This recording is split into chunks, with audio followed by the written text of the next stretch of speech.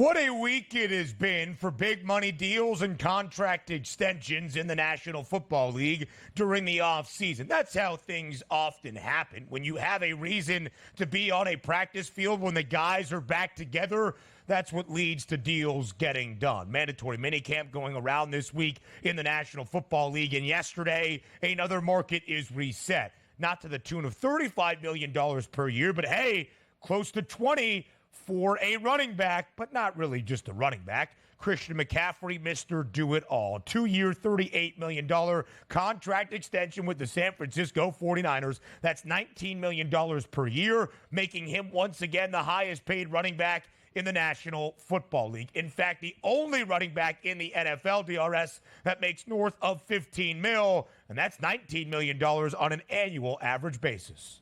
And he absolutely is worth it and good for him. And if we go back, a year and a half, 2 years, when that trade went down between the Carolina Panthers and the San Francisco 49ers, the amount of idiots out there, they're like, oh, man, best part of this trade is that Carolina got rid of a running back and they got some draft stock. What a terrible trade for the 49ers.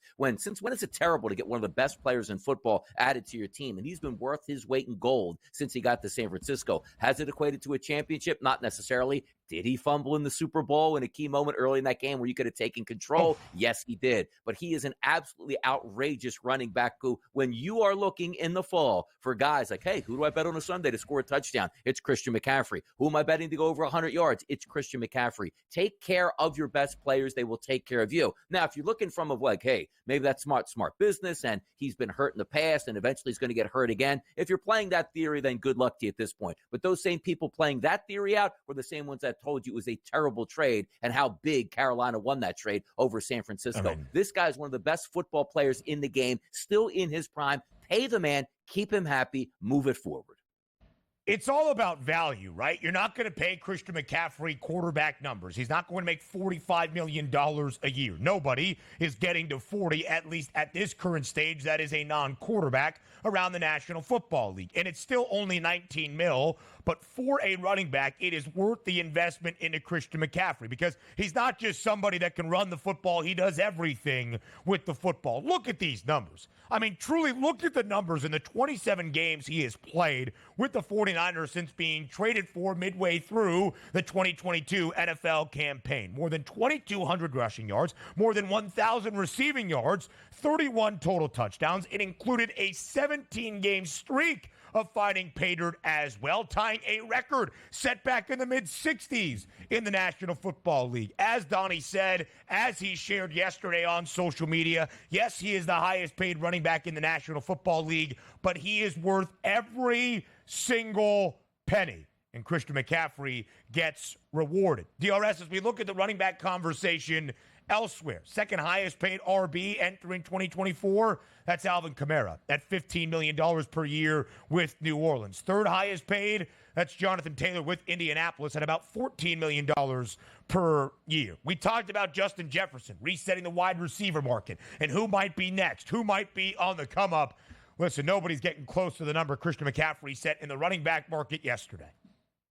No, they're not. And by the way, what a great offseason, or should I say a last calendar year for running backs, where they were so down in the dumps where they were having phone calls between each other in the offseason to try to see how they can actually get paid. And they were considering, remember that? What happens if all the running backs strike because they want to tell how important they are to the ownership groups? It was wild conversation, but now you're seeing the value of a lot of those running backs here coming up in the future. Yeah. And they should be paid because if you are a dominant playmaker that can separate yourself and be an improvement on the field over your backup, when it's clear that Christian McCaffrey is that improvement. Do you remember also Kyle Shanahan when Christian McCaffrey came? I was like, you know what? I would love a 50-50 backfield split between myself and maybe Elijah Mitchell out there. And we said, well, that sounds kind of crazy. And then all of a sudden McCaffrey's getting every single play, even if it was hobbling off of the field. They're using him in the right way here. He's a phenomenal player, and you are in the strike zone to win a Super Bowl for San Francisco. That's why you're paying him now. Keep the band back together for another year or two and make a run at this thing.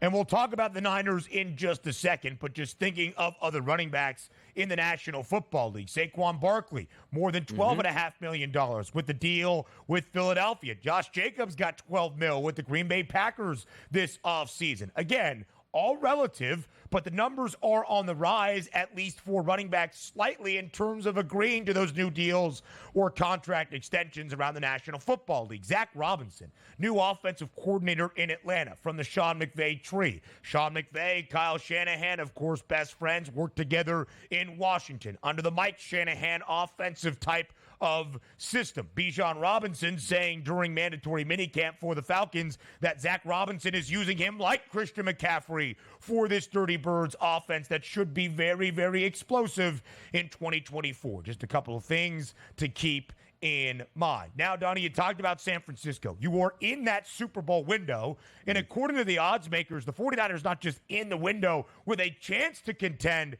even in front of the Kansas City Chiefs by 50 cents are the San Francisco 49ers as your Super Bowl 59 favorites, plus 550. Read what the title of the graphic says. I think it's the perfect question. Is this the year the 49ers finally win a Lombardi trophy? Well, is Patrick Mahomes going to be healthy for 17 games in the playoffs? Then no, it's not the San Francisco 49ers year. Okay. You know when was their year actually, Ben? It was last year. That was their year, and they blew it on the biggest stage yesterday. They were much more talented and better overall than the Kansas City Chiefs. But you know what the Kansas City Chiefs had? Yeah, they had Patrick Mahomes at quarterback. So I can't sit up here and say the talent on San Francisco is there to win a Super Bowl. Should they be up in the top 3 or 4 as favorites? Absolutely. But until they show me in the biggest environments that they can win, I certainly can't back them at this point. Also, they do have a tough schedule. You know, Warren Sharp comes on the network quite a bit here with us. Yeah. Talks about, you know, some of those rest disadvantages that you do have. And the 49ers have one of those rest disadvantage years. And also in the NFL, when you're a really good football team like the San Francisco 49ers are, it's not a crapshoot next year on your schedule. They legitimately put you behind the 8 ball and give you the best schedule that you can possibly get because parity is what is key in the NFL. It's hard to get back to the Super Bowl. It's even harder to get back to the Super Bowl when you lost the Super Bowl last year. And also, as we talk about players like Christian McCaffrey, you will suffer injuries throughout the season, which McCaffrey had a calf injury late, but was lucky enough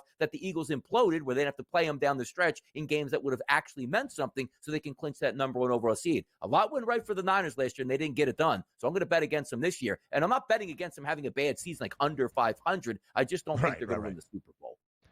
11.5 is the win total for the 49ers. They're greater than a $3 favorite to make the playoffs. You can probably cash both of those tickets. Maybe even cash them winning the NFC West as the divisional champs. Once again, it's nearly a $2 minus money price. Second best price in the NFC, by the way, to win that conference crown is Detroit at 6-1. That means San Francisco is more than half of everybody else, all the other 15 clubs in the NFC. The odds makers have loved San Francisco. The 49ers were booked as a favorite in all 20 games, including Super Bowl 58 against the Chiefs last February in Las Vegas. That will be the same level of expectation for the Niners this year. And Donnie, I think you put it well. You're not maybe expecting San Francisco to not be there at the end of the race. In fact, the 49ers have played in the NFC Championship game 4 of the past 5 years.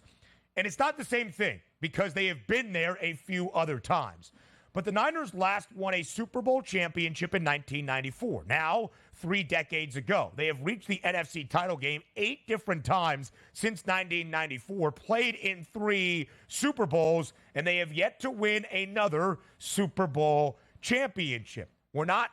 I say it's not the same thing. I was referring to the Dallas Cowboys, those superstars and power teams during the 1990s. The Cowboys haven't even been to a conference championship game since 1995 in that last Lombardi trophy, but it has been a while for this San Francisco organization from being a Super Bowl champ. And also got some other things to handle in the offseason. It's interesting that they took care of Christian McCaffrey, and we weren't hearing the chirping from his camp on, I need a new deal or want a new deal, because he had a pretty good deal already. They just extended him. The question is going to be Brandon Ayuk, who, again, is watching all of these wide receivers get paid. He's a very good wide receiver that deserves to be getting paid, and he hasn't yet. Something to keep an eye on. It's a really good point. Also, some quarterbacks that might be in for a big payday next.